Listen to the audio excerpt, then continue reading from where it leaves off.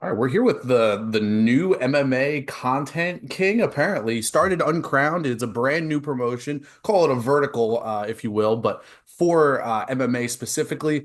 Ariel Helwani, welcome him in. Ariel, welcome. Hello, hello, hello. Thank you for that. I appreciate it. Yeah, Yes, the new kid on the block.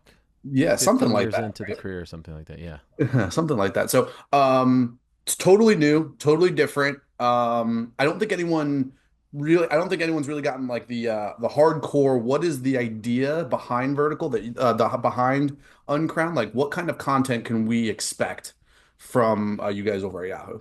Yeah, I would say the best of the best, but in reality, everyone's going to say that. So obviously, people have been following my career for a long time, I hope. And you mentioned MMA, but what's great about this is that it's all combat sports, and that was a huge thing for me. And my contracts were coming up with both Vox and Spotify. I was doing the MMA Hour with Vox. I was doing the Ringer MMA show with Spotify. And I really felt that at this point in my life and in my career, it was time to take that next step. The next step in terms of owning my content, the next step in terms of being a leader, being a boss, the next step in terms of partnering with a great outlet, with a great distributor, with a great broadcast partner. And part of my thinking over the last few years, in particular, has been I don't want to be just known as an MMA guy, and so that's why I've been taking a lot of opportunities to show people that I'm not just an MMA guy, like doing the Olympics this summer for the CBC in Canada, like doing Real Sports with Brian Gumbel, doing boxing, the stuff that I did with BT and pro wrestling. And so the idea was that I wanted to own my show and call it the Ariel Helwani Show, no longer another name. I feel like that's a big step in my career because the best of the best are able to put their names, in the title, and everyone knows what it is. Everyone knows what the Pat McAfee show is. Everyone knows what the Dan Le Batard show is, the Rich Eisen show, etc. And they know what entities those names and those people are linked to. And so with me, I think you would probably say I'm linked to combat sports and MMA in particular. So that will always be the anchor of the show, but it's growing. It's more days now. It's Monday, Tuesday, Wednesday. The guys who work on the show with me will kind of lead the way on Thursdays. I'll be involved as well. We have another show with PT Carroll, who's an MMA journalist in Ireland. On Fridays, we're doing watch parties and all that stuff. So all of that will be on the YouTube channel, on our new podcast feeds. But what makes this so exciting for me is that there's the audio video vertical, if you will, and then there's the website, and that's where Yahoo in particular really came to me and really spoke to me and was so intriguing to me because they could offer that which no one else could. And so the combat hub, if you will, under the great Yahoo Sports umbrella will cover MMA, boxing, and pro wrestling. And the way I describe it is it's my Grantland, if you will, like how Simmons had Grantland with ESPN. This is my Grantland, and it covers all three great forms of combat. But if you're just a fan of one, you could just go to the MMA page or the boxing page or the wrestling page, and the collection of talent that we have compiled over there are some of the best minds, best writers in the history of those entities. And so I can't wait for all of this to launch in mid-October, all the verticals combined to create one super duper vertical. That's awesome. So, in terms of the written content, is it going to be like or I guess be video too, interviews, opinion pieces, previews, recaps? Would those be like like the four main types of content that you're going to be creating over there? Yeah, I'm not really limiting it to anything, but yes, and I would say all of that and then some, because you got a taste of it this past weekend. We had Chuck Mindenhall write his first column off the UFC 306 card at Sphere. Ben Folks also wrote a column about it. Keith Idek, who's one of the best boxing writers ever, wrote a column about Canelo's win over Edgar Berlanga. So there'll be great features, great previews, great columns, great reaction columns, like everything and then some. And what I really want is there's a place for everyone. Some of the stuff in particular in MMA and boxing journalism is just very sort of like, I don't like the word clickbaity. It's just very snackable stuff, and I want And it's going to be very easy to accomplish given the talent that we have assembled. I want like good, smart stuff, and that's why I'm so excited about Chuck. I'm so excited about Ben. I'm so excited about Keith Idec, about Cam Hawkins on the wrestling side of things. The editor in chief is Shaheen Al Shadi, who's one of the very best that I've ever worked with. All of these people I trust, all of these people I enjoy working with. And I just think you're going to see like good quality storytelling and writing and reaction pieces and columns and features. And I don't know if there's I know for a fact there's not a place where you can get that type of coverage for all three entities. And I would argue that in the singular websites that just cover one of the entities, you don't get that stuff. And so I feel like we are compiling a dream team for audio, video, and writing, and I can't freaking wait. Yeah, no, I think as an MMA, like big MMA fan, and wrestling. I used to be a fan when I was younger. I kind of fizzled out over the last maybe like 10 or so years, but um, You're missing out. It's a yeah, good time. Jump yeah. back in. Oh man, I don't know. Like I use my favorite wrestlers like The Rock and Stone Cold. He's back too. Yeah, yeah, The Rock is back. That is a good point. Rob Van Dam and Jeff Hardy. Yeah, so I don't know. So, but you've expanded so far, right? You were doing stuff with betting and like you were doing so much stuff. I feel like it's been a recent change. I could be wrong, but it feels like it's been a recent change where like prior it felt like you were just, you're an MMA writer, just like any other journalist, but recently it seems like you've really upped your business acumen and like kind of like almost creating your own entity. Is that something that you're doing on your own? Like, is there someone helping you with this? Like, it's really impressive to like see you branch out so much. I really appreciate that. Thank you. Really when I got to ESPN and then when I left ESPN, that's when things started to click for me. Mainly that I just didn't want to be another guy on the roster. I always had greater aspirations and bigger dreams, and I never just wanted to be an MMA journalist. That was the door that I opened first, but I always wanted to be so much more than that. And I really have to give a lot of credit to my agent Jerry, who I started working with about a year ago, and he was the one that really like crystallized all of this for me. He also represents Rich Eisen and what Rich has built as far as like his show, but then also the stuff that he does for the NFL Network is very very impressive to me, and somewhat what I'm kind of copying here, if you will, Mhm. with the utmost respect. And so he gave me the belief and the confidence to go after this vision. And when it was time for us to start talking to people, what I was so happy about was no one laughed at us. No one said like this is crazy. No one said that they're not interested. Everyone was all in, and then it was up to us to pick the best spot. And I couldn't be happier with our decision. This past weekend in Las Vegas, we had a kickoff show, and I don't think people recognize like how big of an endeavor this was. I mean, I signed my contract on August 21st.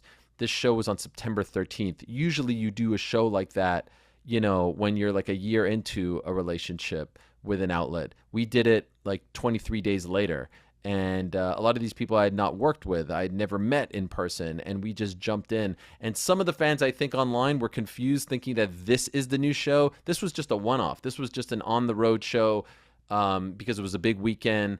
And Yahoo has this great Yahoo Sportsbook at the Venetian right next door to the Sphere. It was phenomenal. We had 7 guests stop by.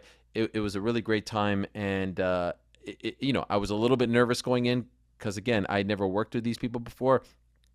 Everyone stepped up. Technically, everything looked great. It all worked.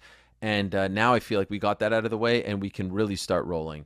So that just gave me even more confidence that we made the right choice, because 23 days in, the love and attention and the support that we've received from Yahoo has been unbelievable. And what I love so much about it is like we're partnering with them. We're both in it together. I'm not just an employee of Yahoo Sports, and that's huge. So yes, going back to the original point in question, a few years back, really post ESPN, I started to think I need to take a next step, and with the help of Jerry and others, it has really been an incredible journey figuring all of that out.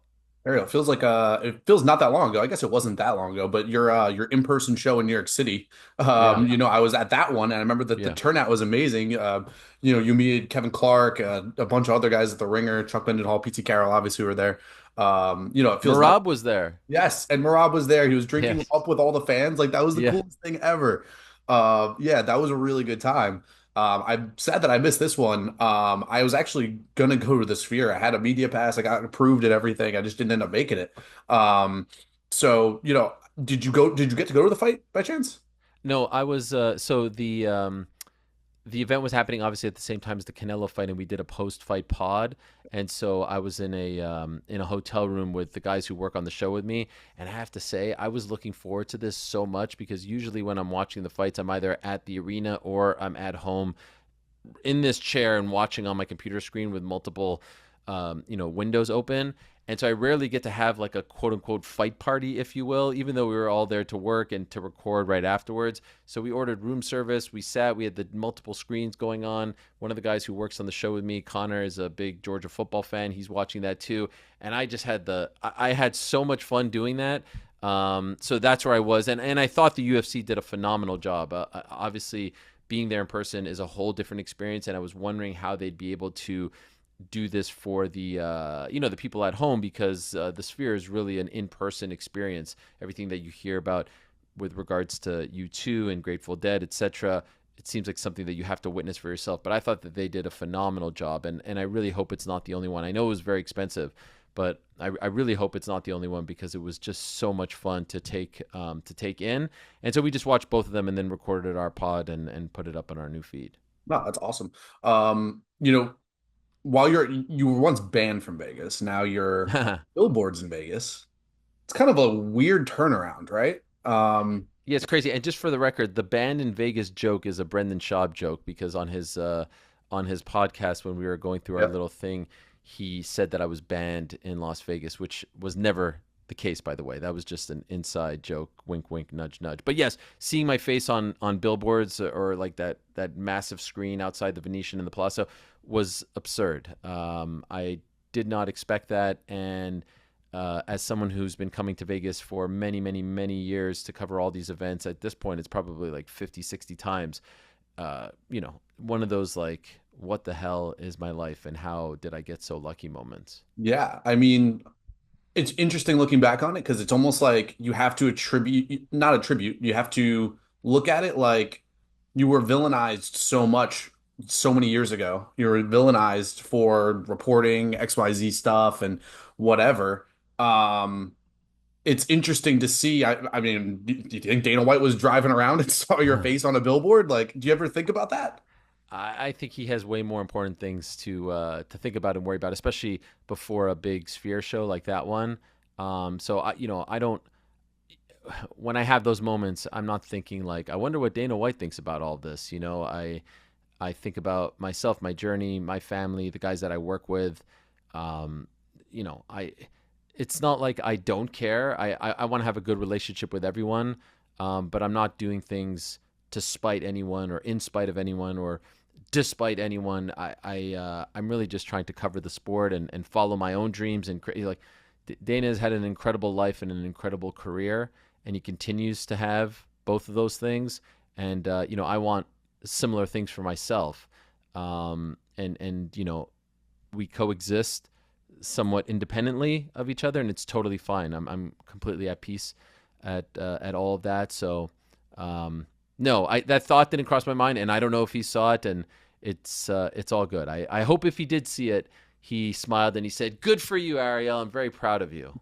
So, I'm gonna butcher the name, but His Excellency Turkey Alakish I'll shake. Al Sheikh. Okay, he said that he wanted to broker a meeting between you and Dana to bury the hatchet. Was there a secret meeting in Vegas while you were there, or no?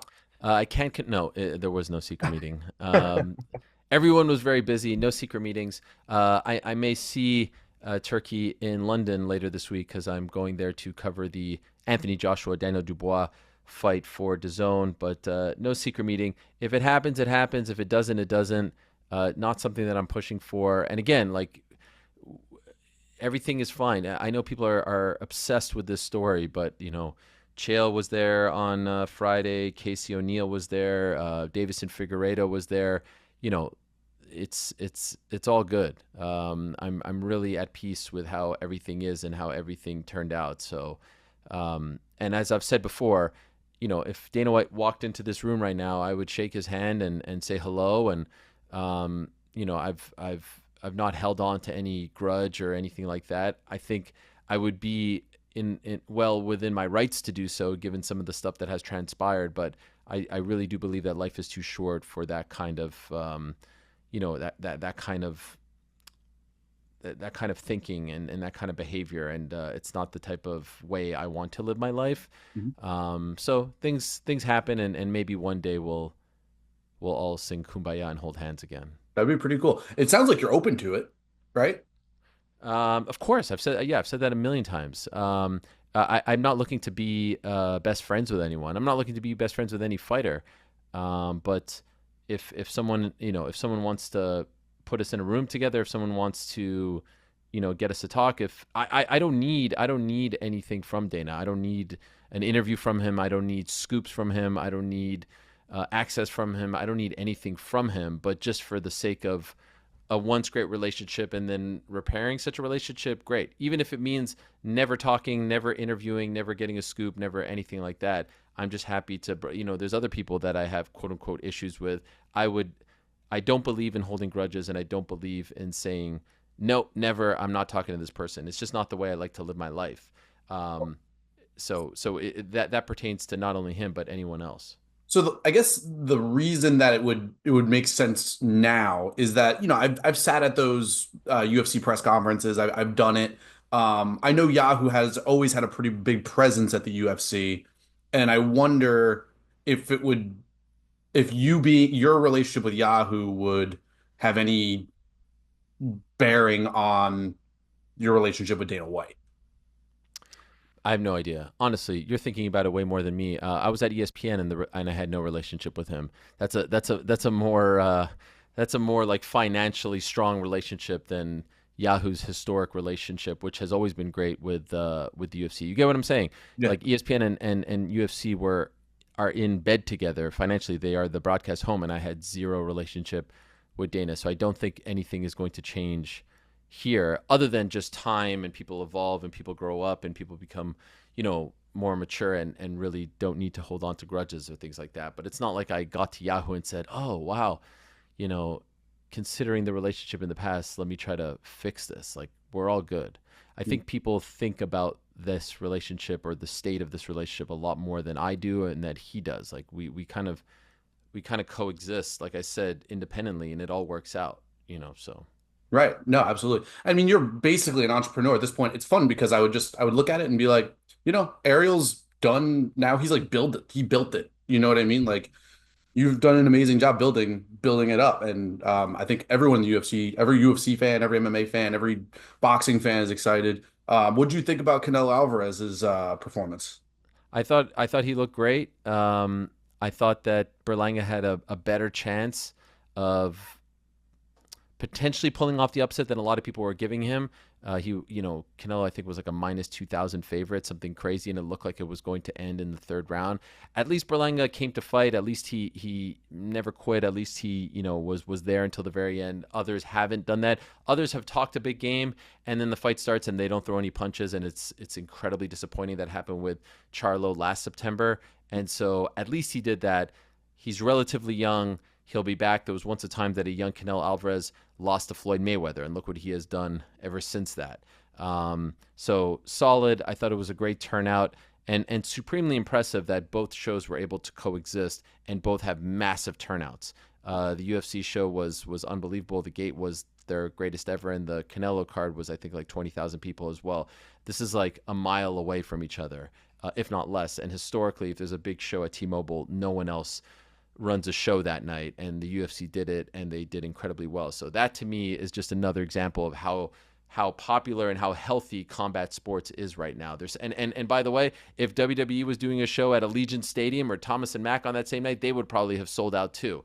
And that comes back to what we're doing here at Uncrowned. Like, I just think it's such a great time. There are peaks and valleys in combat sports, and there's often times where it's like MMA's here and boxing is here and maybe wrestling is here, vice versa.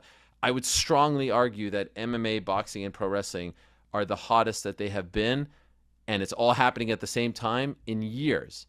that like I can't remember the last time they were all so hot at the same time. So that's really kind of like what was driving us to do this sort of thing. The rebirth of boxing has been like one of my favorite things over the last 2 years. I mean, you just look at it like the Usyk fight, Yeah. with and then the Fury fight, and then you got Joshua. What the I know the Ngannou fight was what it was, but they got a lot of eyeballs. Like I was interested, and there was a lot of people that were following that. So I think there's the rebirth of boxing is like such a big story in combat because it felt like at one point it was falling off. It doesn't seem like that's the case anymore. Canelo Alvarez is talking about fighting Conor McGregor. Like there's a whole lot of stuff going on now. Yeah, and a lot of that honestly started over the last few years. You know, Jake Paul helped, the Logan Paul stuff with KSI helped get younger fans. People were concerned, including myself. HBO's out of the game, Showtime's out of the game. What is going to happen? DAZN, I think, has done a great job, and there's no denying what Turkey has done. He has really kind of redefined how the cards are constructed, and I love the fact that the cards aren't only happening in Saudi Arabia because there's a drawback there. You know, maybe the crowds aren't as big or boisterous. They're happening in the middle of the night over there. I was at one in March, the AJ Ngannou card, but in August they had the Terence Crawford Madrimov card in LA, which was well attended, and then this weekend they've got AJ back at Wembley, 96,000 people, which is an absurd number.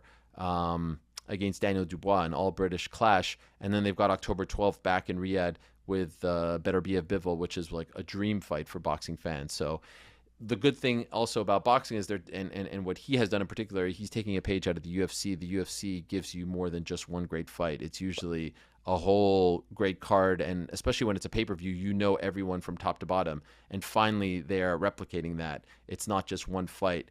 There's five, six, seven that you know all the fighters, you know all the names, you know what the matchups mean, and that's what boxing has been missing in the last few years. I think Jake's done a good job with that as well. Actually, we were when I saw you at the Tampa fight, for Jake Paul, Mike Perry. I was kind of impressed. I was like, Uriah Hall is the curtain jerker for the main card. Like, that's not bad. That's not bad at all. Yeah. What do you see? What do you foresee happen? I'm assuming that you're going to be one of the main hosts for the Paul Tyson fight. Prediction: I don't love it, but do you have one? I honestly, and this is not me sitting on the fence, there's so many unknowns about this, and in particular, you know, the state of Mike, his age. Um, it's just such a great unknown. I don't know. I saw them face off yesterday in the middle of the field at AT&T Stadium in Arlington, which is where the fight is happening, and it's like I really don't know what to expect. Now it is 2 minutes as opposed to 3 minutes. I would think that favors Jake. It obviously has to be that way for Mike, but you know Jake's been fighting 3 minute rounds for a while now. I really don't know, man. And I know all the attention is on that, but I really can't wait for Taylor Serrano too. It's getting very much overshadowed. The first fight at MSG, I was lucky enough to be there. Was out. I mean, it was one of the greatest events that I've ever attended. The crowd was unbelievable. It was half Puerto Rican, half Irish. The fight was even better. And the fact that those two pioneers are going to get a chance to fight on a stage like this on Netflix in front of that many people, I wish, like, I would travel anywhere to just see that fight as the main event. And to me, it's kind of like the people's main event, if you will. And it's not getting the attention that it deserves, but hopefully come, you know, fight week, it will. That is the one that I just hope nothing happens and that we get to see that fight because I wanted to see the immediate rematch and, you know, a bunch of stuff happened in between. And so the fact that we are getting it, because it looked like for a moment we weren't going to get it, period, is an amazing, amazing thing. And on a platform like that, in front of all those people, free, no pay-per-view, incredible. We're all, yeah, I mean, I'm excited for it. It's like I'm definitely gonna be doing a lot of coverage in the lead up to it. Yeah, I bet. I'm gonna do a couple more things and then I'll let you go. Respectful of time. I appreciate you very much. No problem. Um, what's your prediction for Conor McGregor's next opponent now that Michael Chandler has fallen off? It's really the timing, I think, that comes into play. If he is in fact coming back in January, you know, the options change because Michael Chandler is fighting in November. And is he fighting at 55 or 70? You know, I still wouldn't hate the idea of him versus Nate. It should be I Nate. know Nate is on the outs with the UFC. I know they're not incredibly happy with him that he took the Jake fight, that he lost the Jake fight. I think it's a very appropriate fight for both of them, given where they're at in their lives and careers. And it's the fight that instantly does incredible box office. No one cares that, Nate lost to Jake, or that, he had the Masvidal fight, or that Conor hasn't won in several years. Like, those two are just magic together. So gun to my head right now off the top of the dome, I say do a one fight deal with Nate. Maybe you put a clause in there if the fight ends in a draw, or if that Nate wins, you do another fight with the two of them, a fourth fight. That's one that I would love to see. And honestly, I would still like to see the Michael Chandler fight. I think his patience should be rewarded. I understand why he made this decision, and I don't blame him whatsoever. But maybe there's a world where he fights Oliveira in November, he wins that fight, and he fights Conor in March or April. Who knows? I would still feel very bad for him if he doesn't get that fight, considering everything that he's had to endure over the past almost, year and a half, 2 years. I'm so iffy on the Oliveira fight. He lost the first fight so decisively. I know he won the first round, but he lost the second round so decisively that I don't love it for him. But you said the January thing. I mean, do like if it was January, why would Chandler not wait 2 more? You know what I mean? Like I don't even believe that it's going to be January at this point. No, no. I mean, honestly, I don't know if anyone knows. I just think the guy probably thought like, all right, this is 2 years later. I haven't fought. Like, let me roll the dice. And maybe there's a world where they told him, even if you lose, you're getting the Conor fight. Like, it doesn't really matter. It's not like Conor's on some 6 fight winning streak, and he should only fight someone on a winning streak as well. Um, I just think he was put in a really, really tough spot, and he waited as long as he possibly could. He has not fought. By the time this fight happens, it will be 2 years in between fights. It's just too long. You don't get to fight till you're 50 in the UFC, and he's so popular that and he spent so many years in Bellator not making a ton of money. He has to capitalize on this current run and fame that he's on, and he's lost a little bit of momentum, but it was worth it if you get to fight Conor McGregor. No one else. So I get it, but I just hope somehow the stars align for him, and he gets that fight, because he really should be rewarded for his patience. There's some rumors out there that Tony Ferguson was fighting Nick Diaz. Can I interest you in the winner of that fight fighting Connor? No, thank you. No, thank you. All right. No, thank you. No, no, no. And you I said heard. Nick, right? Yeah, I said Nick. That was the rumor, the Twitter rumor. Yeah, I don't know how valid that all is. No. Listen, I think when Connor is dialed in and when he's ready to come back, like I think he could still, you know, be a factor. I don't think he is past his prime. I don't think he's someone that just should be dismissed. It's just all about the two of them getting on the same page, figuring out the right date, figuring out the timing of all of this. And there's a lot of factors at play. He has 2 fights left. That's a big part of this. He has 2 fights left, and they don't want him walking away and fighting for someone else. Whether it's BKFC, which he now is a part owner in, whether it's going to Saudi and doing a fight with Turkey, whether it's doing his own fight, because he can certainly afford that. And so I think that's coming into play as well. I just hope that they don't let this thing drag out, because it could. It could drag out into a real ugly situation. I don't think we're there yet, but I hope it's not, a contract play at play here, and that, when he is ready to go, they honor that and give him a fight, because we're long overdue at this point. Way long overdue. I will say, when I interviewed Audia Tar, Connor's agent, a couple months back. It was actually the week before the Ireland press conference was canceled, so the Okay. timing on there was pretty terrible for me.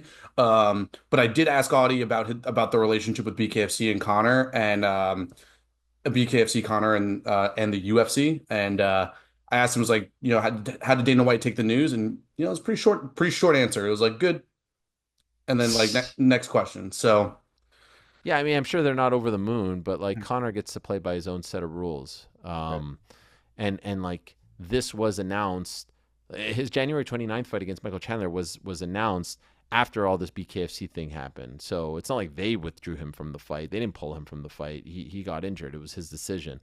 So I think with him, they are a lot more lenient because of who he is and how big of a star and draw he is. right, absolutely. Ariel, I appreciate you very much. Thanks, Yeah. man. Appreciate you. What's the date for Uncrowned's launch? Do you have it yet? Okay, yes, the date is October 14th. That is a Monday. Monday, Tuesday, Wednesdays at 1 p.m. We're building a new studio as we speak. And then Thursdays will be the boys in the back, Eric, GC, Frank, Pizzi, and others. Friday will be the Pizzi show, and then we'll have watch parties. And we just announced on Friday a boxing show in partnership with DAZN, myself and Ariel Ladipo, who's one of the best minds when it comes to combat sports as well. That'll be every Tuesday. We've got some wrestling stuff coming as well. We got the website launching on the same date, October 14th. This is going to be the spot. And I don't just say it, I know the people involved. Uh, I am so over the moon. I can't even describe how excited I am for all of this. And yeah, I think if you're a fan of combat or just MMA or just boxing or just wrestling, you should be excited as well because we are going to give you some incredible content very soon. This is the most excited I have been from for a website since The Ringer, right? So Hey, before The Ringer launched, I was signed up for email updates because I wanted every single day. I was like, is it up I yet? Is it love up yet? that. Is it up yet? So I'm the same way for Uncrowned. I'm really excited. Thanks, man. Yeah, let's snag a drink next time you're around in New York City and we'll do something. Thanks, man. Appreciate it. Ariel, have a good one, man.